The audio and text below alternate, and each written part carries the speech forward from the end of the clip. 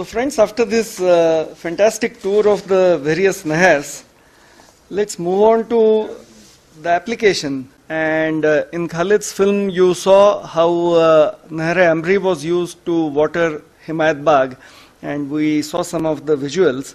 But there are many gardens across the country which had similar systems, and we have one expert here amongst us, Dr. Priyaleen Singh, who specializes in conserving medieval gardens. And she's come all the way from Delhi to be amongst us, and we are indeed privileged to have her amongst us.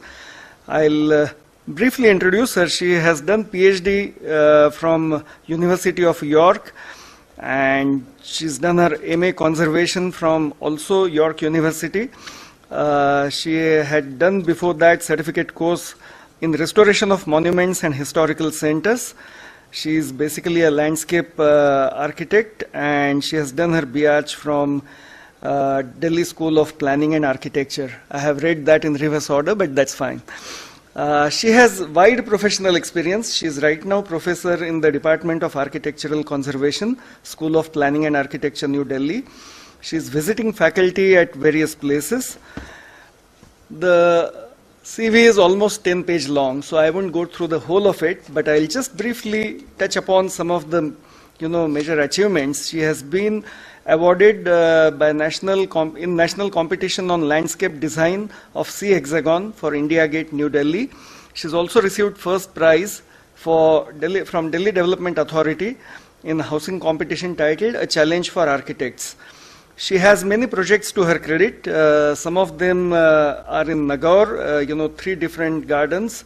Then Rambagh Gardens. These Nagaur gardens were all Rajput gardens. Then Rambagh Gardens in Amritsar, and that was Anglo-Sikh garden. And Shish Mahal Charbagh Garden in Patiala, this was a Sikh garden.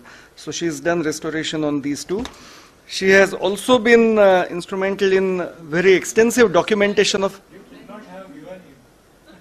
Orcha gardens.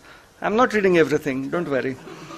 But I think if I don't at least highlight some of the achievements, it would be wrong on my part and not proper.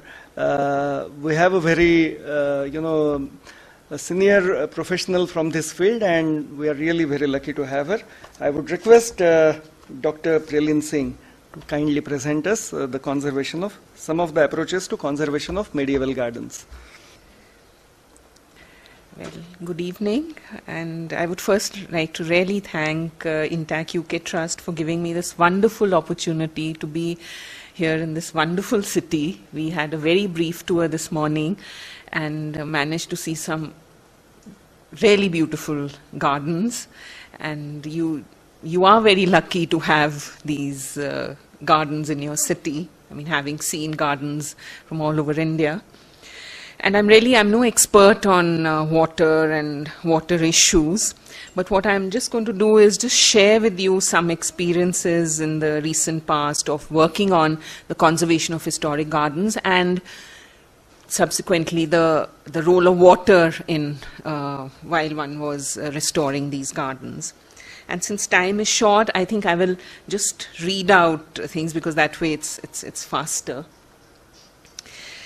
Water as the elixir of life has been the lifeline of all gardens in all cultures, be it in the East or in the West. Gardens are also sites where the aesthetic and utilitarian aspects of water achieved a finesse not seen elsewhere. The aesthetics of the garden and technologies adopted in terms of water systems were principally decided by various cultural demands and responses rooted in the local contexts. Many themes that can be picked up in medieval India vis-a-vis water aesthetics, but I'm mentioning only 2 themes which were the most prevalent in northern India. One, the paradise as a garden in Mughal India, and the celebration of the monsoon in Rajput gardens of Rajasthan. Responses to water, although they appear to be very similar in form in the way the Charbagh was adopted as a base to display and interpret both these themes. Now, the Charbagh essentially means a quartered garden. It derives from the fact that the easiest way to irrigate a piece of land is as we see in agricultural fields to this day. But this very simple geometry of irrigating a piece of land developed into the highly stylized design form with a range of underlying symbolisms and meanings, both religious and secular, in the gardens of the Mughals and other contemporaneous gardens in India, as also elsewhere in the Islamic world. To appreciate the design vocabularies adopted within the Mughal gardens, it is necessary to understand the very interesting synthesis between religious orthodoxy and imperial symbolism that Mughal garden design represents. Who have shaped the landscapes of the world, the landscapes in turn have also shaped religion. For a Muslim practicing Islam, a religion originating from the desert, worldly life was just a pilgrimage before reaching paradise, just as after a hard day's journey through the desert, one would reach the comforts of a garden. For the Muslim mystic, therefore, the garden was a miraculous godly reflection, while for the Orthodox Muslim, the garden was the rewarding paradise promised in the Quran, which had running water, streams, cascades, waterfalls, and which were really the gardens of plenty, as this painting here illustrates. While the garden was meant to be enjoyed, it was also the physical and symbolic expression of human trusteeship. And in making nature prosper to the utmost in these gardens, a relationship of symbiosis was established between human beings and nature. Design replete with meanings and symbolisms, some literal and other metaphorical, of a paradisical experience. For example, one of the most common expressions of paradise seen in carpets, tiles, embroideries, and paintings is all borrowed from the garden avenues, things like running water, channels, and entwined cypress and fruit trees, which symbolize life and eternity. Is life because a fruit tree, sort of it shows the cyclicity of life, and a cypress tree because it's an evergreen tree, it's symbolizing eternity. Water as a symbol of eternal life was also implied in the image of paradise as an irrigated garden. The 4 water channels within the garden not only symbolize the 4 rivers of life, milk, water, wine, and honey, but their intersection also represented the meeting of human beings and God. The association is all the more explicit as the water channels, they disappear, as the water channels here, they disappear from under the mausoleum, they appear to disappear under the mausoleum here, as seen over there, and appear in the same straight course on the opposite side, evoking a Quranic verse that describes rivers flowing beneath gardens of paradise. Similarly, in the fountain design in the later Mughal gardens, when water bubbled, it spoke of the origin, and as it seeped into the earth, it evoked the cyclicity of life. In the Rajput gardens, on the other hand, although inspired by concepts of order, geometry, and symmetry seen in Mughal charbags, was the opportunity to also express local cultural themes that were rooted in the land and soil of Rajputana. Rajput gardens were also very different due to the topographic and climatic compulsions of their territorial location in the western arid and semi-arid parts of India, which in fact also gave variations within the Rajput gardens. And Jaisalmer could not be the same in terms of usage of water because the topography and landform was different, even though they occupy the same cultural space. Coming to the theme of monsoons in Rajput gardens, the monsoon has been more than just a season in the Indian subcontinent. As the harbinger of life, it has a special place in all of Indian culture, so in the desert region. Festivals of a land often reflect the importance the season has in that particular culture. For example, as against Baisakhi in Punjab, which is the harvesting time, the festival of Tej, which celebrates the onset of the monsoon, is the most important festival in Rajasthan. It was little wonder then that the gardens essentially became a celebration of monsoon, or consequently a celebration of water. Water/monsoon is seen in all of Rajput culture, manifesting itself in paintings and poetry, both eulogizing monsoon. Here it's the month of Bhado in the Baramas series, which you see here. Monsoon found expression in gardens not only through the presence of lush vegetation and water, but also through various design vocabularies adopted, the pavilions, which are really the monsoon months. Other technologically sophisticated responses to water are seen in Digh, in the attempt to emulate rain or thunder, as in Keshav Bhavan.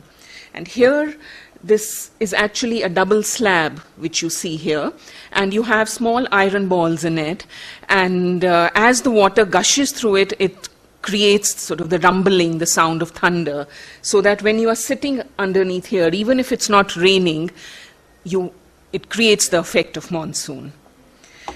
Sahel, which is that image over there in Udaipur, that is another example to emulate rain. Here again, it is a double slab, and water flows to there, so that as one is sitting there or even outside, you can it's the cascades of rain falling down.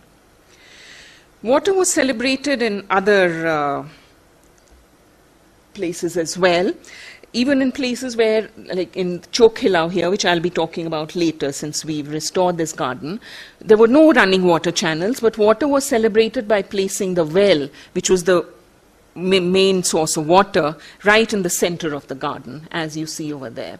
And elsewhere, of course, you have in Digh, you have this multiplicity of fountains. In Amer, Kesar Kyari, it's just locating the garden within a water body, or in Udaipur, the lake palace, where it's just this exquisite, intricately carved water body. The technical prowess in both Mughal and Rajput gardens had to be significantly developed to manage water in a dry land, as we have seen in the previous two presentations also. I mean, it was really the technical prowess of the people. Bring up water, as in the case of the gardens of Taj Mahal, where you had this grand aqueduct, which very few people who visit Taj know about, because it's on the outside of the gardens, and this grand system where water was drawn up from the river through a series of pulleys there, and then this aqueduct took the water into the gardens of Taj Mahal through a series of tanks. Or in the case of Amer in Rajasthan, where again you have the pulley system which was taking the water from the Mauta Sarovar right up to the fort here, and intermediate like terraces that were. Or through a very simple design. I mean, this is really the kyari, which has been made into an art form, where you have these stone edging, which is to contain the water in a particular area for much longer. It was developed both in the Rajput tradition, exquisitely in the Amer gardens, as in the Anguri Bagh in the Red Fort in Agra. There is another level of sophistication in water management. This is again in Rajasthan, where the tank has it regulates colored water to over 1,000 fountains in the garden complex. And what you see here, that's a detail of that, where you had these colored pouches of color inserted in these openings here, and which are all numbered here at the top. And as water would flow, it would go to the different fountains in different parts of the garden, and you would have red, orange, blue, yellow, different colored fountains functioning. Nagaur matches up to this sophistication in its design of the shallow pools for lotus and water lilies which are there, so that where the lilies, the lotus is going to grow, the pits are deeper, and whereas the surface is just very shallow. It's so that when it would be filled with water, the effect would be as if it was one large sheet of water. And really the objective being that with the minimum amount of water, you would create the maximum amount of effect of water. And while excavating in Nagaur, which was a garden which we've restored, well, that's the pre-restoration photograph, we actually found that when we were trying to get to the levels of the planting beds there, that there were alternating levels of, there was white and black soil used, the black being the clay soil which would hold the water, and the yellow being the sandy layer which would allow the water to percolate, and so that the clay soil would hold the water for much longer. All this was traditional wisdom as a response to the dry, arid land. There was no extravagant or opulent use of water, and new vocabularies emerged, new vocabularies of design, which you can see. These are the Budbude in Jaisalmer, both of them. This is within the fort area, and this is within the Mool Sagar garden, which I'll just be showing, which we've again restored, and which was just that the water would holes in this tank here, so that you would just get this feeling of just water rising there, and the moving water would be there. So no grand fountains, no, as one saw in Bagh, because in Jaisalmer you couldn't afford that. So, but very simple and evocative water fountains, which are also seen in paintings. In the paintings, you'll again never find grand sort of things as you see here. Or even here, this is again in Sahelio Ki Badi in Udaipur, where again to cool the hot stone paving that was there. And in many Rajput gardens, you did not have, it was not that water had to be there in water channels, even though there were char baghs. The char bagh got modified, adapted as per the local conditions. And here, this is a terrace garden in the Ujjasthavel. That's a painting which is showing all the different sort of kyaris which are there, and those you actually see the kyaris. So it was just one simple water tank in the middle, but the kyaris again in that same mode that I showed a little earlier. And then, of course, there were extensive water tanks in Nagaur, as also elsewhere in the Rajput gardens, which were really water storage tanks, which were water harvesting, water storage. So that whenever it would rain, these tanks would fill up, as you see here. And that's the sort of scale that one has. And here, I just want you to remember this slide, because when we've proposed, sometimes it's not important to, again, restoration means filling up the tank with the same amount of water. The authority in sort of water conservation, he's called the aesthetics of emptiness. Sometimes to create the effect, you can just have maybe a 1-inch layer of water here to create a similar effect that perhaps the tank at one point in time when it was filled up, it would have created. And of course, the other thing which, again, in the context of Taj Gardens, I'll be talking much more, which was this vocabulary of having trees and shrubs and no lawns. Lawns is actually a very alien concept. We've adopted it very readily, but lawns in the Indian context make absolutely no sense. There's something which the Britishers brought from a land where there was plenty of rainfall, and Rajput gardens and Mughal gardens never had lawns. They were always filled with trees and shrubs of different kinds. So shifting the course of the presentation, I just want to talk about some issues and concepts in conservation, because before I just show you 2-3 case studies where one has worked, restored the gardens. Now, gardens are the most vulnerable of all heritage and the first to be destroyed. All these gardens exist today in changed cultural and social contexts and in completely transformed physical settings. From private imperial gardens to be visited occasionally by a few, some places thronged by thousands. Others, from being very vibrant and active places, exist today in neglected and ruinous condition, as the Inayat Bagh in Aurangabad. Many, from being suburban retreats, today find themselves in the midst of densely inhabited urban settlements, like the Shalimar Bagh in Delhi, which was once a suburban garden, but today now it is densely habitation, and in fact the Delhi Development Authority housing has eaten into one of the lower terraces completely. What you see, these two baradaris are actually these two, and the lower terrace is gone to all that. Along the way, all these gardens have lost out on the original meanings and messages. Some have acquired new meanings, while most exist as anonymous green spaces, making themselves even more vulnerable to encroachments. Like these water tanks in Bagh now are a major source of water for the local population. Before it was an imperial domain, now it is a public domain. Rightfully so, but some controls need to be done. And in all these changes, it is the water systems that have been the first to be destroyed. well, that's another view of the tank in the Roshanara Bagh in Delhi being used as a cricket playing. And mind you, this is actually a protected, it's an ASI protected site. Now, there have been changed ecologies, some at a very because of changes at a very macro level. Now, the river has more or less dried. This is the river Yamuna, the Taj sitting on the banks of the river Yamuna. And here now, you know, when you are doing projects, I mean, one has always felt and practiced that, you know, that whole notion that small is beautiful. That is, small gestures. I mean, now if we keep waiting that till something is sorted out upstream, only then can something happen in the river and, you know, water can come in here and all.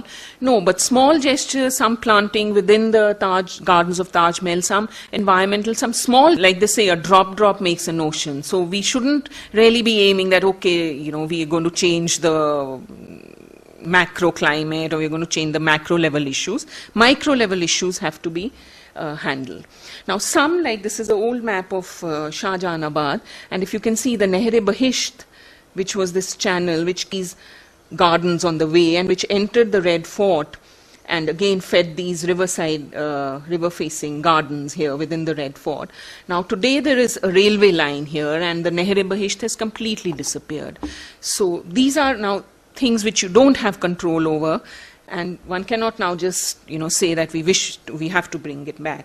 But some things we can certainly do something about. Now, this is the Shalimar Bagh in Delhi, and that was a photograph taken in 2005, and in 3 years the channel has more or less protected site by the Archaeological Survey of India.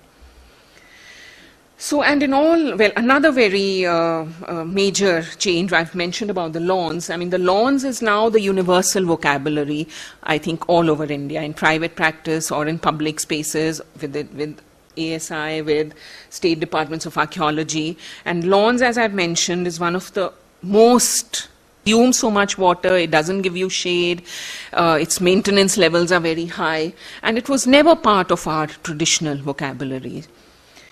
So how does one handle the conservation of gardens, especially waterworks and water systems in such a scenario? Before I share with you some of the experiences I have had working on historic gardens, I want to just introduce one among many basic concepts of conservation. And the source is, again, Jim Westcott's work on conserving Mughal garden waterworks, many projects. And the first thing has to do with, you know, you're talking about three components. You're talking about the waterworks component, which is that, you know, each generation that comes has altered the physical waterworks in historic gardens, repairing, adding new things, adding new pipe systems. So what is authentic and what is original? Which one do you decide you're going to keep? Which one you're going to decide? Because you're not going to be able to keep all of it. So that's going to be one important decision. The second thing has to do with water conservation, that is, which is, you know, again, new interventions have come in and developed new water supplies with greater or less efficiency. So conserving water becomes another issue as against conserving the water works. So that again, conserving the most efficient system should be the norm. And the third parameter is that of water aesthetics, water experience. That is, how have different generations, how was water experienced originally? I mean, I've spoken about all that paradise concept and the monsoon concept. Now today, whereas maybe people are perceiving it differently. So how do we keep this? It's important to keep the spirit of the place intact. That is, if there are low fountains which were there originally symbolizing a certain thing, today you don't introduce grand fountains, you know, which are going to completely change the spirit of the place. So conservation really lies where all three of these meet. That is, you need to respect the layering as far as possible in the waterworks conservation, because every layer is important. It's part of the history of the work. You have to conserve water, which means go in for the most efficient system, and water experience, that is, keep the spirit of the place. So very quickly now, I'll just rush through the three case studies. Maybe I'll just present two. I begin with the Taj Mahal, the gardens of which have undergone transformations of the kind, perhaps seen in most Mughal gardens in the subcontinent. And as part of the TMCC, the Taj Mahal Conservation Collaborative Project, to prepare a conservation plan for the gardens, while it was important to understand the various symbolisms within the Mughal gardens, some of which I have mentioned, it was equally necessary to understand the idea and the vision of the designer in planning the Taj and its gardens, and the role of water in it. Archival and site analysis revealed that the full view of the Taj Mahal was meant to be enjoyed from only two locations. The first one was on the threshold of as soon as one entered the gateway, where one would see the full view of the Taj with the 4 minarets. The second, relatively unknown but most significant view, was from the north, from the Mehtab Bagh across the river. And the river thus became a very important part of the planning of the complex. From all other points from within the Char Bagh, the planting ensured that the Taj Mahal would have been visible only in parts, with the minarets rising above the trees. And this was in continuation with the whole narrative of paradise, because this was to create the effect of the mausoleum to be poised above the ground, and the minaret symbolically connecting to the heavens and making it appear as a very light and ethereal structure in spite of its very grand monumental scale. And here the height of the various the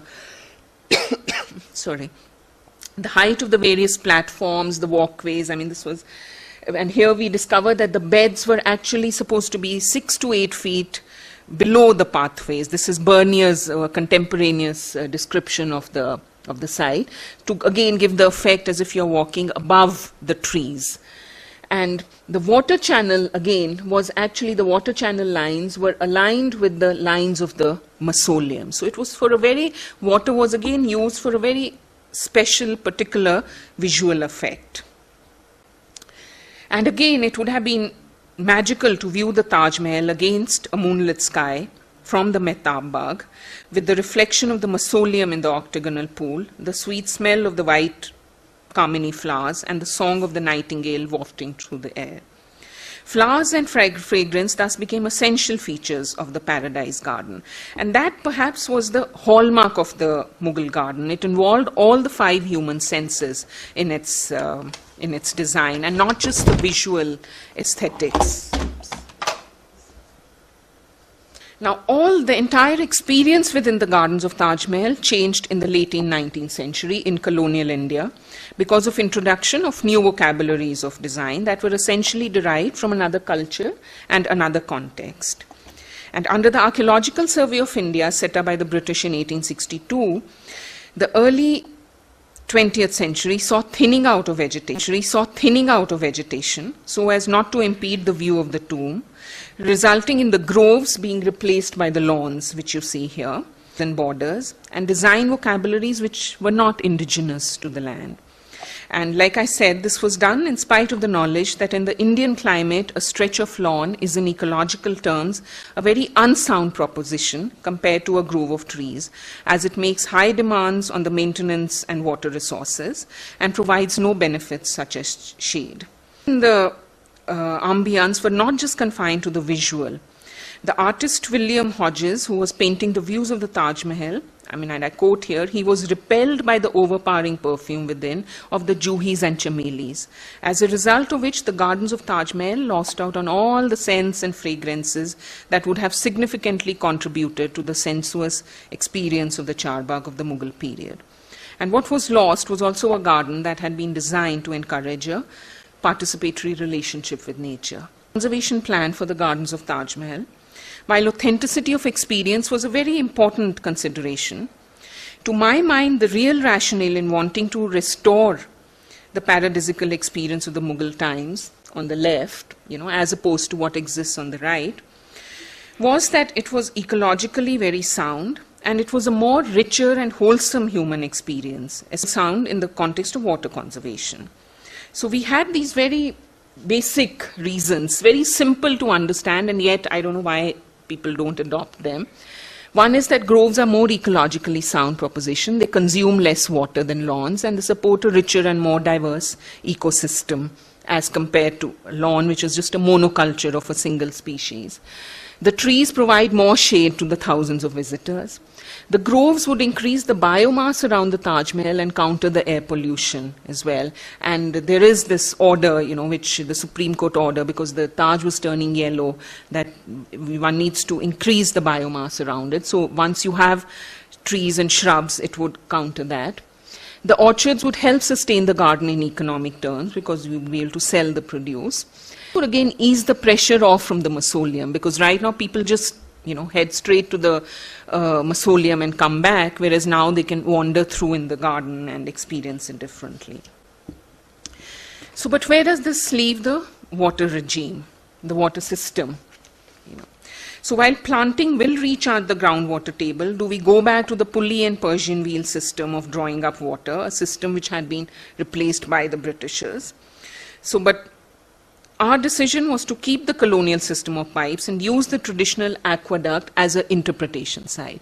So this goes, the first point that I made, that how much of the waterworks do you restore? So now if it's going to be an unfeasible proposition to actually be waterworks here. So it's safer, better to keep it just as an interpretation site, but restore the spirit of the garden through the planting and also through the fountains, and again the fountains are not going to work, even now actually they don't work the year round, it's just maybe 1 hour in a day they're allowed to work. So you have to work out what is the more efficient system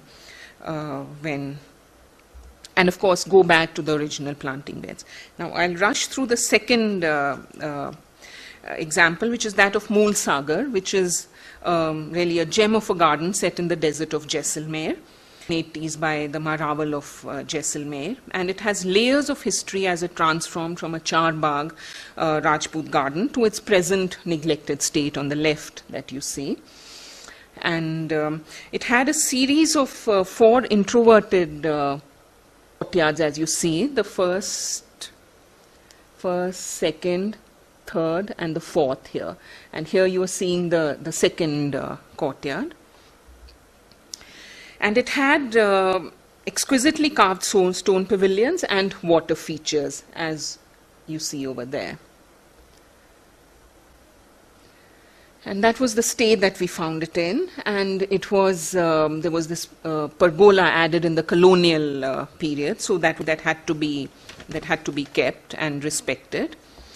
And the garden was originally designed as a royal retreat, visited frequently by the royal family of Jaisalmer. In recent times, however, in the absence of that patronage, the garden was neglected and erased from the memory of the local people, and sitting in the middle of the desert, it had no connection with the surrounding habitation. The rationale and decision for its conservation was derived from this very isolated existence, as an oasis in the middle of a hostile desert environment, and its distant location from a major tourist destination, Jaisalmer.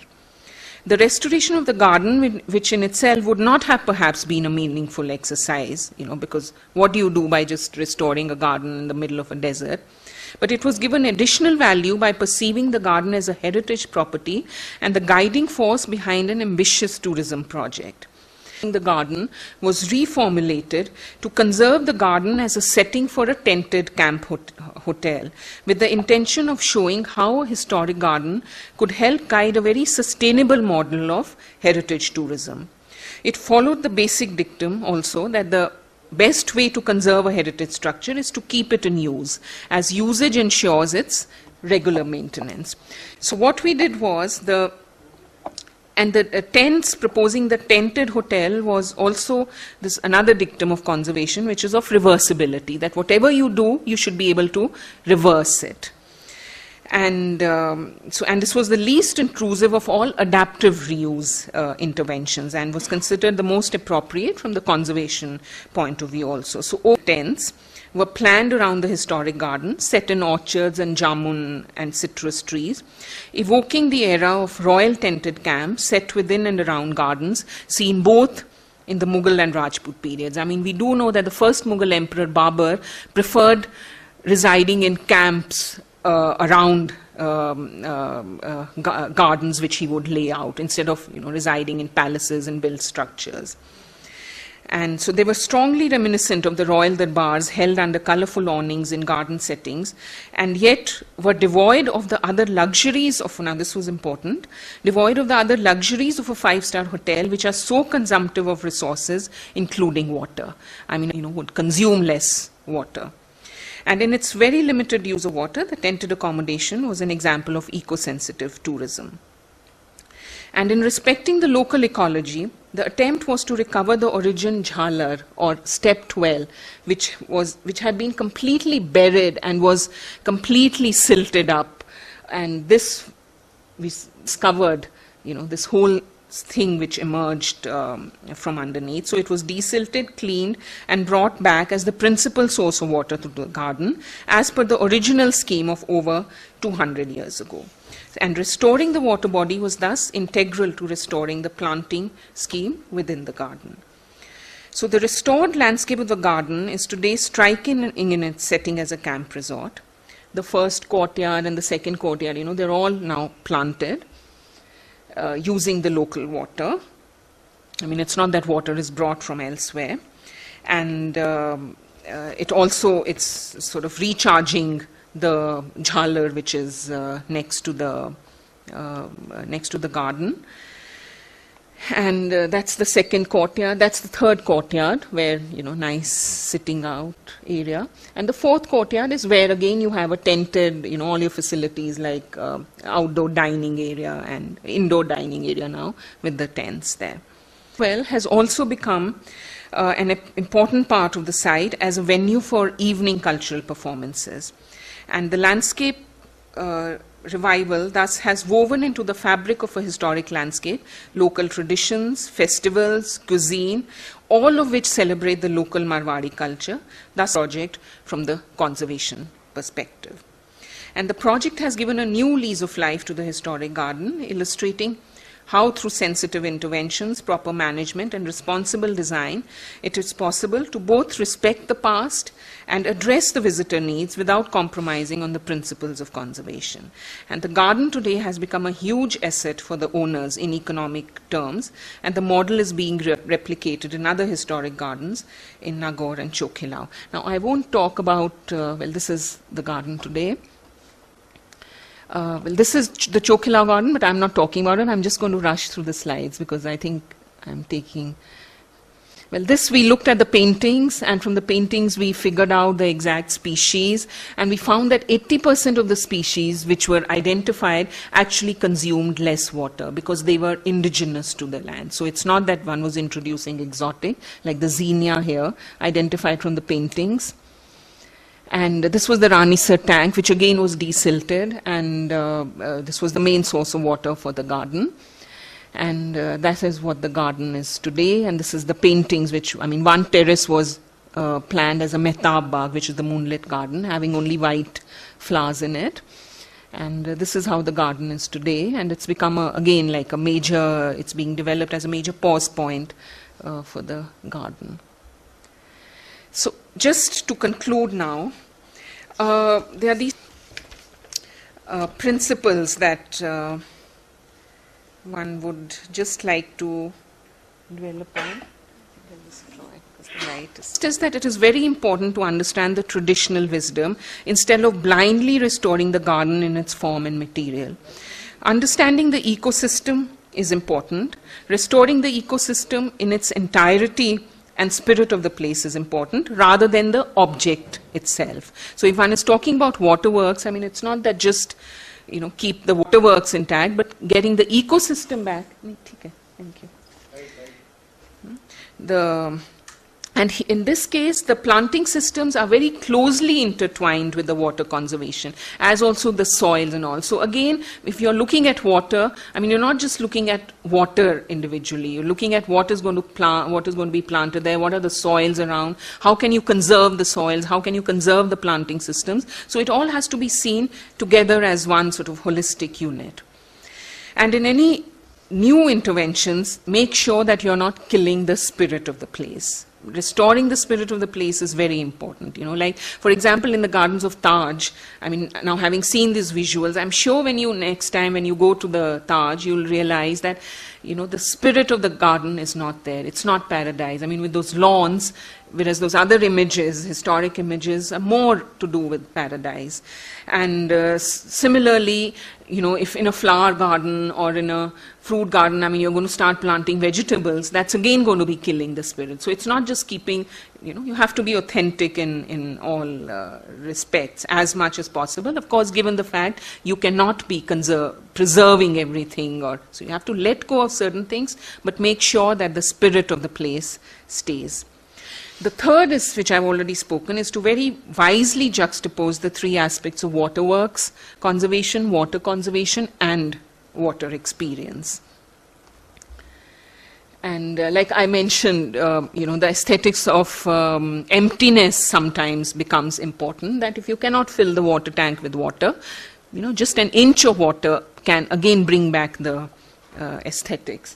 And just like this one garden which this is Maharaja Ranjit Singh Summer Palace in Amritsar. His main, of course, capital was in Lahore. And here we discovered that, you know, that's the old char bagh that was there, and this is what the municipality had then overlaid, you know, these tarred surfaces, which when we just excavated a little, we actually found the old historic pathways. But now, given the condition of water, today now the water is a problem. So we are not going to be restoring all the water channels. We'll restore only one and keep this channel as empty, because there is no water, but keep it as the memory of the place. It has to be sustainable and it has to be innovative. And that's it. Thank you. Sorry, I exceeded. No, it's fine. Thank you, Dr. Priyaleen Singh.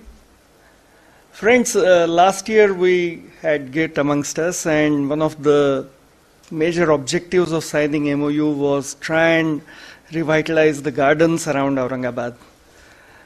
Then we spoke of nahar.